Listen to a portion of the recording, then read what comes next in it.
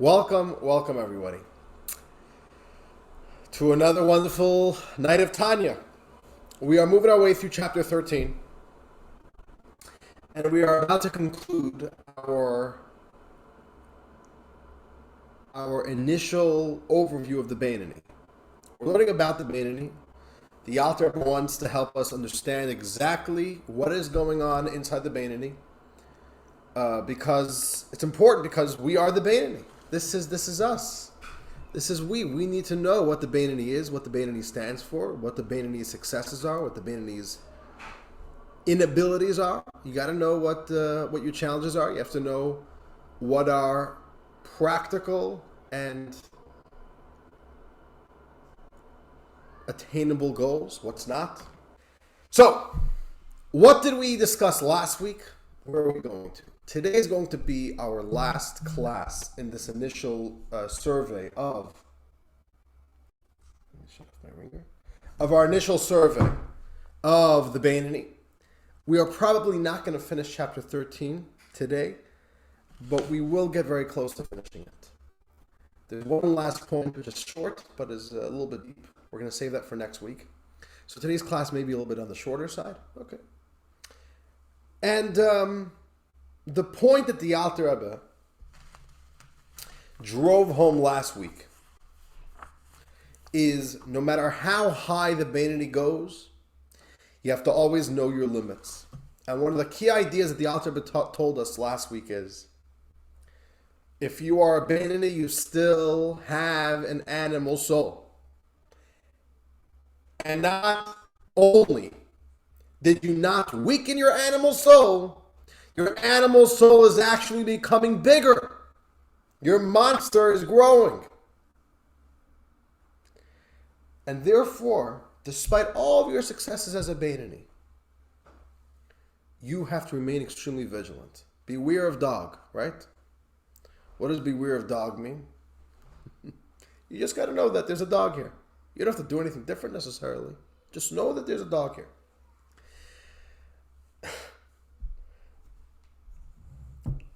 In today's class, the Alter Rebbe is going to show us the highest possibility for a Beinoni. What would the most successful Beinoni look like? A Beinoni is one category, but it's a pretty broad category. The Alter Rebbe once said there are up to 500 levels, different levels in the Beinoni. You could have a low-level Beinoni, like an entry-level Beinoni, who just is barely managing to scratch through as a successful Beinoni. And then you have the high-level Beinoni, who's pretty borderline tzaddik. He's not a tzaddik yet, but he's high up there. And the Alter is going to show us today what that high-level Beinoni is, and still drive home the same point. This Beinoni can't delude himself or herself that the animal soul is gone. You've got this problem on your hands.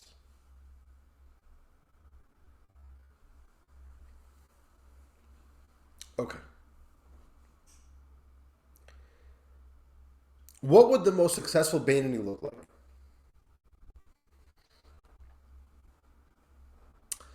So let's review a little bit what the Beinoni generally would look like. The Beinoni is a regular human like me and you. Like you and me. Like you and I, to be grammatically correct.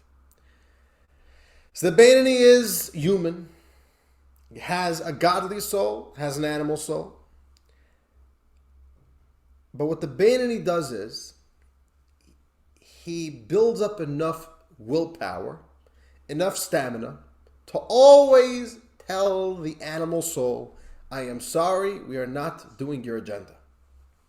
So, whatever urges, whatever weaknesses, whatever temptations every human being has, the Beinoni has those urges.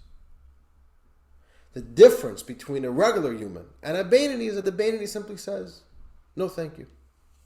Which is easier said than done, right? Obviously. For example, just this morning, I got a phone call. And I thought I recognized the number. I thought I knew who it was. Turns out it was a spam call. So what did I do as soon as I realized it was a spam call? I hung up the phone. Very good. That's what the Beinoni does. The Beinoni gets a signal to the brain. He listens in. Okay, what's cooking? What's the new signal? What's the new impulse? And as soon as the Beinoni realizes that it's spam from the animal soul, what does the Beinoni do? The Beinoni makes an active choice. Hangs up the phone. Out of here. Not accepted. Now, the other option you could do is say, you know what? Once I'm on the phone, whatever, I'll just keep on going. So the idea is that once we have a conscious grasp on what is happening, we have that choice that we can make. The highest form of a Beinoni is the Beinoni who's not even sensing those urges. You know why? He's so preoccupied. This Beinoni is in such a good space.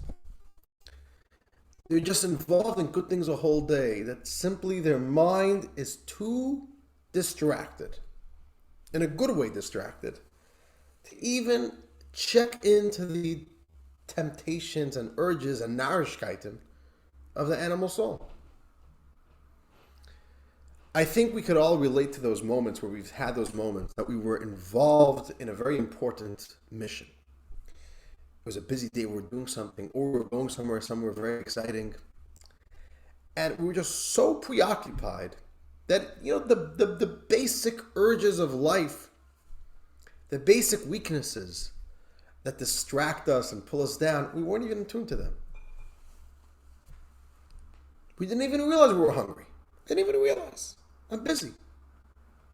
And just your life is so dedicated and you're in such a good place. So there could even be a Beinoni that doesn't even ever get those urges from the animal soul. Is he a tzaddik or is he a Beinoni? I don't get any urges. I don't sense my animal soul. So let's read. What does this look like? So let's start reading. Page 114. We're up to part 3. The limits of even the greatest Beinoni. The Alter Rebbe says like this. Now, you might be a person who, in God's Torah, is his desire, and he labors over it day and night, studying the Torah with sincere devotion for God's sake. Think about a Jew who is so immersed in the world of Torah, of holiness, day and night. Which means literally this person is in a certain way, he's surrounded by holiness. He's in a good space, physically, spiritually, emotionally. He doesn't face the regular challenges that a human being faces all day. Day and night he's studying Torah. He just doesn't take his mind off of it. He loves it. He's devoted to it. And he studies Torah for God's sake. He doesn't do it for any ulterior motives. He's really just connected to God. And his life is a life of Torah, of mitzvahs, of goodness, of service. It's his life. Let's continue reading. You may also find that due to your constant immersion in Torah study, the urge for self-gratification is drowned out. For whatever reason, maybe you're somebody who's not that hot-blooded, so in general, the regular temptations and urges of the animal soul in general are not that attractive for you. And maybe you're just a person who you're in this great space. Like when I learned this, I try envisioning, what does such a person look like? Today where we have our cell phones and even the internet, our minds are very distracted. We're very distractible people. But think about back in the day, if you lived in the shtetl, and you weren't plugged into the news of the world, you weren't plugged into politics. The grind of life was not a big thing for you. Let's say you're already in your senior years, you're retired. You're a simple Jew, and what do? You study Torah all day. You go to shul in the morning, you daven, you sit down, you eat a little breakfast, then you go and learn a whole day, and you love it, and you're immersed in this world. You study Tanya, you study some Talmud, you study some halacha, you study the daily Torah portion, and then it gets dark, you go home, you pray your evening prayer, you say Shema, you go to bed. Life is beautiful. right? Does it sound a little bit too nostalgic? A little bit too fairy tale? Like I mentioned him to you at a previous class. Like a little bit, I think about my great-grandfather. My great-grandfather, he passed away in the 70s, Rabbi Dubov. And he was like a mentor. He was a spiritual mentor in a yeshiva in Manchester, England. And he would come to the study hall, to the yeshiva, before the young students got there, before the Bachurim got there. And he would leave after they all left. He was in his 80s. All of his kids are married off. He worked till his last day alive. He loved Tanya. He taught Tanya. Maybe that's why, that's maybe we're in my genetics. I love Tanya too. He would teach the young students Tanya. But he would literally sit and study a whole day. He would sit and study, and he would give classes. Students would gather around his table in the yeshiva. He would teach. If students had questions, they would go over to him, ask him questions. You want to hear a little cute line? There was a boy. He was a little bit of a troublemaker in the school, and a test was coming up. And this boy didn't really study that well, so he went over to my great-grandfather, and he said, Rabbi Dubov, can you give me a blessing that I should succeed in my test? So my great-grandfather said, no. You don't need a blessing. You need a miracle. Okay, so, here's a Jew. His eyesight's not even working. He literally sits and studies Torah a whole day. He would sit over a Talmud, and his eyes were basically touching the page because he had such poor eyesight. And he passed away at the age of 90 years old. He's in his 80s. Morning to night, he sits in one place. He studies. He loves Torah. He's there. His breakfast was one hard-boiled egg and a cup of coffee. He ate every single day the exact same thing at the exact same time. So, this is not a person where his animal soul is constantly really sending him urges. He's in this great rhythm of life. He's in a great place. Was he a tzaddik? I'm saying, I know my great-grandfather, but presumably, let's say he went through the last 10 years of his life, he didn't commit a single sin. Nothing. He didn't lose his temper. He's a happy man. Is that picture that I'm painting, is this a tzaddik or is this a Beinoni? He could go through 10 years, no sins. Not only no sins, 10 years, and he never even heard from his animal soul. Animal soul, you still around? You still okay? I don't know, maybe his animal soul's gone. So the Alter Rebbe says like this. You could even be somebody like this. You're immersed in Torah. You're so preoccupied. You don't even sense the urges. Comes along the Alter Rebbe and says, don't let your guard down. Let's read. You still cannot assume in any way that the bad has been pushed from its place in the animal soul. The negativity is still there, even if you don't feel it. What the Alter Rebbe says is, it's possible that the essence and core of that bad of the animal soul remains in all its strength in its place in the left ventricle. Alter Rebbe says, no. It's still there. You don't hear from it, but it's still there. But you still gotta be, all right? Beware of dog. Your animal soul with its negativity is still there, and if it senses the opportunity, it can always rebound. It hasn't been weakened. It's still there. What the Alter Rebbe says is, you know what's happening here? You're merely not sensing its presence. You know why? Because you're in such a good place. You're so holy. You're in a great space. You know what happens? You don't even notice the animal soul. But the animal soul is alive and well. Didn't go to sleep. Didn't become weakened. Wasn't compromised. Which means you're only lacking the presence of the animal soul in your conscious life. But in the subconscious, the essence, the presence of it is very much still there. Think about it in terms of like a battle. Sometimes Israel has to face this a lot. Sometimes Israel succeeds in keeping its enemies quiet. Israel can have an enemy for years, decades. They never heard from this enemy. Does that mean that the enemy is gone? No. The enemy is just simply there. But it's still strong. It's maybe even secretly preparing for another attack.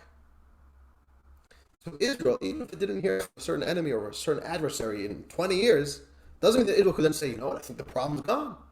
Look, it's been 20 years, no problems. Israel still always be watching its back. Yeah, we haven't heard from this enemy, but it's still alive. And failure is going to be when we start ignoring it, when we start forgetting about it. So the Alter Rebbe says, I'm sorry, you're a very successful place, but you've got a problem here. Oh, oven's beeping.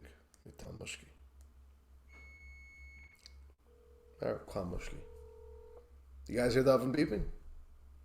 It's Mushki's birthday today, by the way. Mazel tov, mazel tov. Mushki, the oven's beeping. All right. Okay. So this is what the Alter Rebbe says. You're even the highest level, the highest success level of a Beinoni. No forgetting that you've got an animal soul who's fully there. Let's read. Top of page 115. Despite never sensing the animal soul, this Beinoni hasn't really changed internally. Right? Internally, everything's exactly the same. Rather, the only achievement here is that the animal soul's garments, which are, those being, the thought, speech, and action of the animal soul, are not manifesting and not interfacing with the brain, the mouth, the hands, and the other limbs of the body. In active expression, there's no animal soul, but its existence is fully there. The animal soul's inability to actively express itself is because God has given the brain rule and authority over the heart, right? The only power that the godly soul has is when it comes to active expression, to conscious behaviors. But that's it. That's the only control that the Beinoni has. But it can't change the animal soul. It can't dilute it. It can't dislodge it. It can't compromise it. That it can't do. That's what the Alter Rebbe continues. This power is what renders the divine soul in the brain executive ruler of the small city in all the limbs of the body, so that they all become clothing and a vehicle exclusively to her three garments that are interfacing with them, those being the thought, speech, and action of the 613 mitzvahs of the Torah. So the godly soul, the divine soul, is able to make sure that the animal soul never gets active expression on the level of garments, and that only she, the divine soul, gets active expression on the level of garments. But, and here's the big but, the essence and core of the Beinoni's divine soul, however, has no executive authority over the essence core of the animal soul. So in expression, you could control it. In existence, in essence, in core, nothing. And that's how we're going to conclude over here, this little piece. In a Beinoni, the power of the divine soul is limited to the realm of active expression. But it lacks the power to affect the essence and core of the animal soul, as we've seen above. So, dear friends, here's the point. And I'm starting to sound like a broken telephone, I think. Broken record, right? No matter how high of a level you've reached, the Beinoni has to know that you are merely controlling the expression of the animal soul. Your animal soul is in existence, period. And I'll just tell you something. There's many stories in the Talmud of great people, great sages, who many times in their older years have let their guards down and unfortunately went from the highest highs to the lowest lows. Here's an example. Here's an example. This is the classic that the sages always use this as an example. Who's the hero of the Hanukkah story? Who are the heroes? Let's get a few names. What do you say? Who are the heroes? You have any names? You can unmute yourself. Assume Judah Maccabee. There's Judah Maccabee, but Judah Maccabee, you should know, was not the leader.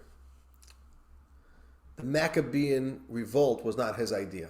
He became the leader, but who was the original founder and creator of the Maccabees? Was his father, Mattatyahu. Mattatyahu was the original Maccabee, the founder, and the first one to do an act of violence. The original guerrilla fighter of the Maccabee guerrillas was Mattatyahu. Okay. And Mattatyahu had a sister, Yehudit, and she also did a tremendous move. She went and did an act of seduction to the Greek general, and she went to his tent one night, got him drunk, and beheaded him. And so she did another very important move, which really crushed the spirit of the Syrian Greeks. Okay, so we have here this whole family, the Mattatyahu, his sister, his children. They're all in on this Jewish guerrilla fighting group. Okay, but here's my question for you. They had a father. All right, this is the father of a special family. His name was Yochanan. Yochanan was the high priest for decades. The Kohen Gadol, the holiest Jew for decades. Yochanan Kohen Gadol, after 80 years of serving as high priest, became a heretic. Something happened and just something made him lose it. He became a total heretic. So he served in a holy position. He was a holy Jew. He had holy children, but he went off the rails. And the Talmud uses Yochanan, Rabbi Yochanan Kohen Gadol, as an example that a person can never be sure of themselves. Can never be sure of themselves. The Alter is diagnosing that for us. You can be such a holy person simply because you've reached such a great height that your animal soul just has no space in your consciousness to get in. This person is so overwhelmed and preoccupied by goodness that negativity just doesn't even have a chance to speak up. And therefore, you could start telling yourself and deluding yourself, maybe I'm a tzaddik. I'm in a good space. So our sages tell us, Al tamin ba'atzmecha ad yom moischa, or ad yom moisei. Don't believe in yourself until the day you die. Don't say, wow, I've been a good person all my life. I have nothing to worry about. Till the day you die, you got to stay vigilant. Till the day you die, beware of your dog. It could come and bite you. And Alter Rebbe says, maybe you're in such a good space that you've stopped any sense of expression of your animal soul. You don't even sense its urges, which is amazing. You don't even get those urges. You don't even have to hang up the phone from the spam calls. You're never getting them. But it's still there inside of you. And you never know. It could come and attack one day. And you got to know that it's there. Okay. That's what the Alter Rebbe says over here. And by the way, the Alter Rebbe doesn't say this, but it's an interesting idea that one of the key ways of curbing the presence of our animal soul in our life is by surrounding ourselves with goodness. The busier we are, the more preoccupied we are with good things, with holy things, with godly things, with mitzvahs, with Torah, the less space there is for our godly soul to have a presence in our life. This is what the ethics of our fathers say this. That a person can't be bored. It's not healthy for people to be bored. When a person is bored, you're leaving a big door open for your Yetzer Hara, for your evil inclination. The first step of everybody going downhill is boredom. Boredom is bad. put yourself in a space where you're busy with goodness, good energy, good activities every single day, and then you're in a great space.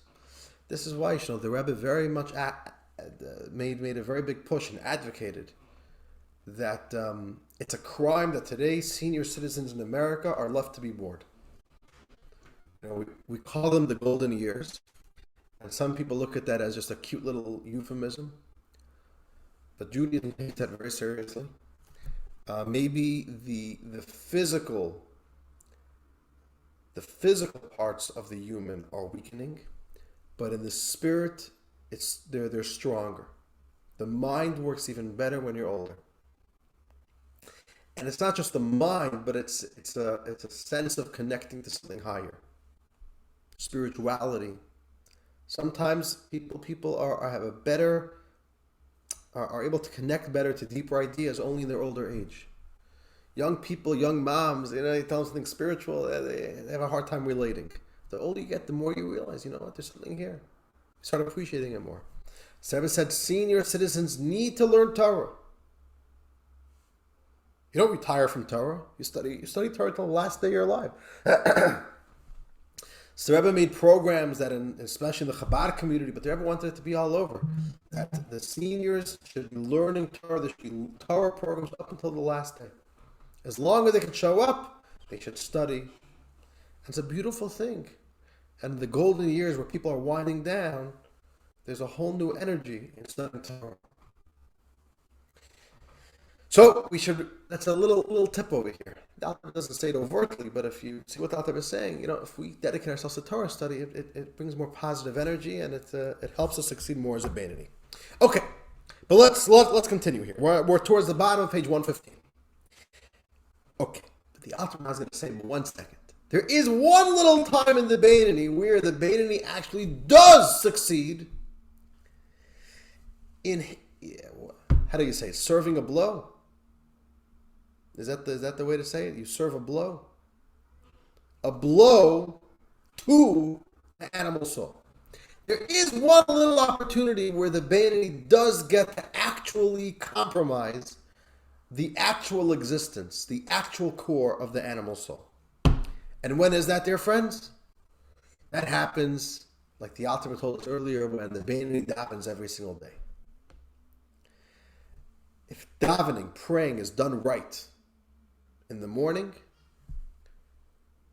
and it's done with a proper emotional way, you actually could overwhelm the actual animal soul and incapacitate the animal soul for a little bit and have a little bit like a tzaddik moment. A tzaddik incapacitates the animal soul, and when the Beinoni prays, if you pray properly, you could have a temporary moment of incapacitation where you totally overwhelm your animal soul, and you go further than just stopping its expression. You really compromise it. But the Alter Rebbe says, yeah, that's true, but even then, it's only temporarily, and it's not like a tzaddik. So that's what the Alter Rebbe is going to say now. Bottom page 115.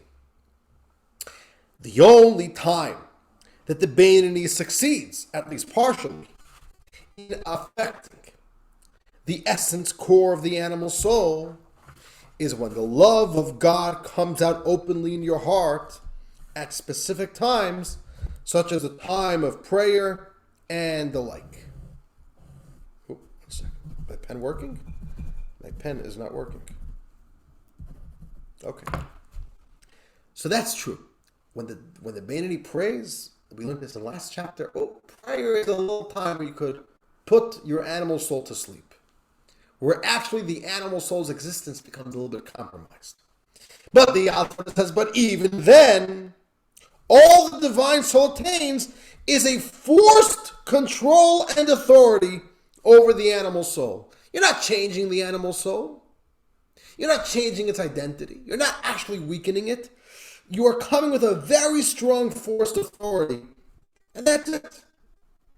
And the Alter Rebbe is going to explain a little bit more what that means.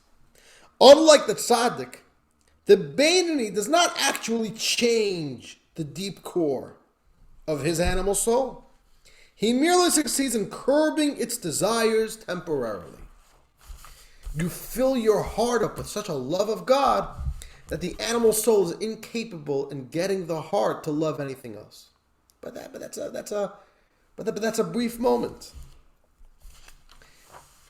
Page 116. As the verse states, one nation shall overpower the other.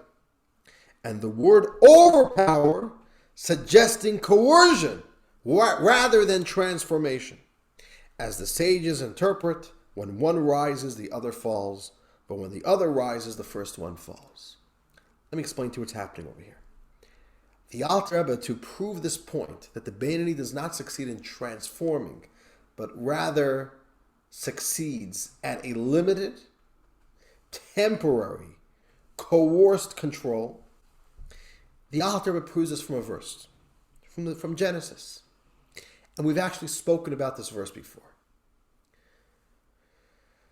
where the Torah describes the destiny, the life, the trajectory, the life trajectory of the twin biblical brothers, Jacob and Esau, who were polar opposites in personalities and were to be lifelong nemesis. And the Torah says these are not just two brothers who happen to not get along. These two brothers are archetypes. They carry the energy of history. Jacob and Esau represent the battle between holiness and unholiness. The Jewish people and Rome. The godly soul, the animal soul. Jacob represents the godly soul, the divine soul. Esau represents the animal soul. And the Torah says one nation shall overpower the other. And the Alter Rebbe says, what does overpower mean? It doesn't mean that one is able to transform the other. It means one is only able to coerce the other. When one rises, the other falls. But when the other rises, the first one falls. Any change here is only temporary. That's what we see here from the Torah. Yeah, one could succeed at making the other one fall. But it's never a fatal blow. It's always a temporary process. Things could change. And the Alter says that's what's happening here in the Beinoni. Let's continue reading. So too, the divine soul strengthens herself and dominates over the animal soul through meditative prayer. She does so by tapping on the source of all strength, which is Bina, understanding. Right? The godly soul, the divine soul meditates. That's Bina, uses the power of understanding, and then it can meditate. And when you understand something deeply, and when you deeply connect to an idea, that gives you the strength, the willpower. And what does that accomplish? Let's continue. She contemplates the greatness of God, the infinite, so as to give birth to intense love, like coals of fire, in the right ventricle of your heart. And at that point, the sitra achra of the animal soul in the left ventricle is suppressed. This is how the Beinoni is able to get a very strong edge and actually throw the animal soul off balance, suppress the animal soul, incapacitate the animal soul during prayer through the power of meditation to create a very intense emotion, an intense passion. But the Alter Rebbe says, but even then, the negativity of the animal soul has not been completely canceled out in the Beinoni. I'm sorry. The animal soul is not canceled out. It's not gone. This happens only with the tzaddik, about whom the verse states, my heart is empty within me. The tzaddik could get rid of his animal soul. Only the tzaddik, not the Beinoni. Right? As the Alter Rebbe continues, only the tzaddik is revolted by bad and despises it, either with an ultimate hatred and revulsion, as is the case with the complete tzaddik, or he detests it, but not absolutely, as in the case of an incomplete tzaddik, as we discussed earlier. Okay, so only the tzaddik is able to completely get rid and permanently incapacitate the Yetzer Hara, the evil within him. But the Alter Rebbe says, but in the Beinoni, the bad in the animal soul is much like a person who is sleeping and is capable of waking up at any moment. When somebody is sleeping, they're incapacitated. But we all know that the guy can wake up at any moment. So the Alter Rebbe says, so while the Beinoni is focused on reading the Shema and on prayer, the bad in the Beinoni is as though it were asleep in the left ventricle. Yeah, you did compromise it. You know what you did? You put it to sleep. But that's temporary. For the time being, the heart burns with love of God, and therefore the animal soul is simply put to sleep. But afterwards, the bad can bounce back and wake up. The Alter Rebbe says, I just want you to know, even when the Beinoni is at the highest spiritual experience, they're emotionally worked up, they're in love, they have this overpowering force of the divine soul. The Alter Rebbe says, true. You could maybe even incapacitate the divine soul and put it to sleep. But it's only sleeping. It's not a coma, it's sleeping. At any moment it can wake back up and it's right back in action. And we're going to conclude with this nice little piece over here. Now the Alter Rebbe is ready to answer another question from chapter 1. In chapter 1, let me just remind you, the Alter Rebbe first introduced us to the terms Tzaddik, Rosh, and Beinoni. But in chapter 1, we were still very confused. We had no clue what these terms mean. We knew that they're very important terms. We knew that these terms have something to do with our life's purpose, with our life mission, but we didn't have a good definition for them. The common understanding of a tzaddik is somebody who does mostly good. The common, elementary, unsophisticated understanding of Russia is somebody who does mostly bad. The common understanding of Beinoni is somebody who's like, 50-50, average guy, does good, does bad. He's not evil, not harming anybody, but 50-50. And the Alter Rebbe wanted us to shatter that unsophisticated understanding of Tzaddik, Rosh, and Beinoni. And the Alter Rebbe brought us many, many quotes from throughout the teachings of our sages to show us that cannot be what a tzaddik is. That cannot be what a Rosh is. That cannot be what a Beinoni is. And one of the texts that the Alter Rebbe brought was a text that the great sage Rabbah was a Talmudic sage. He was not just a regular sage, he was a big deal. He was so holy that even the angel of death couldn't kill him. The angel of death is the angel that God sends when it's time for somebody to die. We'll be learning all about angels in our upcoming course, by the way. If you want to learn all about the Jewish understanding of angels and demons and spirits, it's a full lesson in our upcoming course, Supernatural, which I want to make a mention that Joel Lieb has so generously and so graciously sponsored, together with his daughter and son-in-law. So Joel and Babs Lieb. And that's coming up next week, next Wednesday. We have the new course starting, Supernatural. 4-week course. Very, very nice. Very beautiful course. Not too heavy, not too intense, not too overwhelming. Just very, very beautiful, fascinating Jewish learning about wonderful topics. Okay, so let's get back to Rabbah. Rabbah was a holy guy. He wasn't. The Talmud says he couldn't get away from Torah study even for a moment. He was always immersed in holiness. Comes along Rabbah and he told the students, I'm a Beinoni. I'm, for example, a Beinoni. His students said, if you're a Beinoni, you know what that makes us? That makes us chopped liver. If the great Rabbah Barnach, you're only a Beinoni, where does that leave us? Okay. The Alter Rebbe said, how could Rabbah consider himself a Beinoni? You're such a holy man. You think Rabbah didn't know that he was holy? You think Rabbah didn't know that he is 24/7 involved in Torah study? You think Rabbah didn't know that he didn't do a single sin his whole life? How could Rabbah assume that he's a Beinoni? Like, what type of mistake is that? Could you make a mistake? Yeah, I robbed a bank last night. Yeah, I did it, but whatever. I want to be humble. Yeah, I robbed a bank last night. Does that make any sense?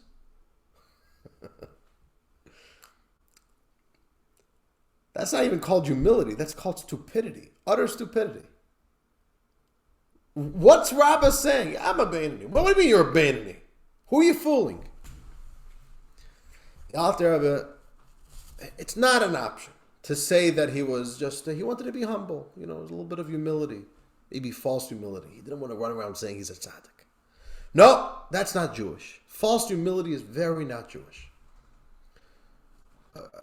False humility in Judaism is a sin. Humility is a virtue. False humility is a sin. It's stupidity. Who are you fooling? You're fooling yourself? No. Judaism is very much about embracing who we are. We have to be honest with ourselves, we have to know who we are, and not overinflate who we are, but not either to walk around false humility. It's a disservice to ourselves, a disservice to God. It's just... So how could it be that Rabbah thought he was a Beinoni? But now that we've explained the heights of a Beinoni, now we have an answer to our question. And this is how we're going to conclude for today. So page 117. Rabbah's mistake. Now we can answer the question that we asked in chapter 1. How was Rabbah able to consider himself a Beinoni? So, true. His mouth never ceased from reciting words of Torah. And his only desire was in Torah day and night. And he did it with desire, with yearning, with passion, with the longing of a soul that yearns for God with great love. Just like the love at the time of reading Shema and prayer. When he studied Torah, he didn't study Torah the way me and you do it. It was an act of passion for him. He loved it. He did it out of a love for God. He was a whole day in this hyper-emotional state of attachment to God. And that's our answer. Let's read. Nevertheless, he only saw himself as a Beinoni who was in a perpetual state of prayer. As our rabbis say, if only a person would be in a state of prayer all day. What did Rabbah say? Rabbah said, you know what? There could be a Beinoni who's hyperly, emotionally, passionately connected to God. And he even put his animal soul to sleep, but he's still a Beinoni. Maybe that's me. Rabbah said, you know, most Beinonis can only do it for an hour a day. Maybe I could do it 24/7. But Rabbah was scared to let his guard down. Maybe I'm still just a Beinoni. And if I'm still just a Beinoni, that means I've got an animal soul inside of me. Even though I haven't heard from him in 10 years, 20 years, 30 years, 40 years, I don't know. But maybe it's still there. Maybe I just put him to sleep and he never woke up. So Rabbah, it was a mistake, because Rabbah was really a tzaddik. But the Alter Rebbe says it was a legitimate mistake. Rabbah wanted to make sure that, you know, maybe I'm still a Beinoni. Maybe I'm the highest level of a Beinoni who's like in a state of prayer, but just I carry that state of prayer a whole day. So I never feel the urges, even my godly soul is sleeping. My animal soul is sleeping because my godly soul is so fired up. And Rabbah knew the warning that the Alter Rebbe speaks about. If you're a Beinoni, you can't let your guard down. You can't jump to conclusions that you're a tzaddik. And now we can understand how Rabbah made that mistake. Because even, you know, you could even be a Beinoni who's in such a good space that he's not just preoccupied with good things, but he's in this intense, emotionally excited state that puts the animal soul to sleep. And that was Rabbah's mistake. Okay. And there we have it. That's for today. What's the key messages here? The Alter Rebbe wants to show us our potential. The Alter Rebbe also wants us to be very realistic. No jumping for the clouds. You've got an animal soul. It's alive and well. And even if you don't sense it within you, it's there. Don't let your guard down. Beware of that dog. And don't fool yourself that you're a superhuman. You are human. You've got an animal soul, just like every other human being. You'll have to contend with it. And then, one moment, Gail. And then, the Alter is going to conclude the chapter with one final little note, which is a very fascinating question and a very fascinating answer. Is the Beinoni being real to himself, or is he somewhat of a fraud? If your whole spiritual life is in survival mode, that you're always like forcing it into existence, maybe you're living a lie. Maybe you're not being true to who you are. Maybe your whole service of God is delusional because you have to recreate it every single moment. A fascinating question. That Beinoni is concerned, maybe I'm not being truthful. Maybe my spiritual life is not truthful. It's a fascinating question I want to discuss with you. And the Alter Rebbe explains and gives us a little bit of the Kabbalah of truth. Fascinating ending to chapter 13, which is on a very different note of what we've been learning previously, chapter 13, chapter 12. Chapter 14, the Alter Rebbe then moves on to practical implementation. Now we know what a Beinoni is. Next we have to learn, what do we do to be a Beinoni? So now we've seen what the goal is. Okay? What do I do now? What are the steps? Chapter 14 is going to start walking us on the journey of practically being a Beinoni, why it's practical, and how to actually do it. And dear friends, with that we conclude tonight